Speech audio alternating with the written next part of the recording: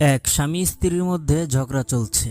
এমন সময় স্বামী নিজের রাগ সামলাতে না পেরে স্ত্রীর গায়ে হাত তুলল। তখন স্ত্রী বলল, আমি তোমার নামে বিচার দিতে যাচ্ছি। তখন স্বামী বলল, তোমাকে বাহিরে যাওয়ার অনুমতি দেবে কে? স্ত্রী বলল, তুমি কি মনে করো আমাকে বাধা দিতে পারবে? স্বামী বলল, তোমার যা খুশি করো, দেখি তুমি কত দূর যেতে পারো। স্ত্রী পুকুর পাড়ে অজু করতে গেল। অজু করে ঘরে এসে তার স্বামীকে উদ্দেশ্য করে বলছে, আমি তার কাছেই বিচার দিব যিনি আমাকে সৃষ্টি করেছেন। এই বলে নামাজে দাঁড়িয়ে গেল। নামাজে অনেক লম্বা সময় সেজদায় রইল। স্বামী টেনশনে পড়ে গেল। অবশেষে স্ত্রীর নামাজ শেষ হলো। যখনই সে মোনাজাত করবে ঠিক তখনই তার স্বামী স্ত্রীর হাত ধরে কেঁদে কেঁদে বলল, সেজদায় আমার জন্য বদদোয়া করেছো, সেটা কি যথেষ্ট নয়? এখন আবার মোনাজাতেও করতে হবে? তখন স্ত্রী বলল, আরে আমি তোমার জন্য বদদোয়া কেন করব? যাকে আমি পৃথিবীর সব থেকে বেশি ভালোবাসি তাকে কিভাবে বদদোয়া দিব? আমি তো ইবলিস শয়তানকে বদদোয়া দিচ্ছি।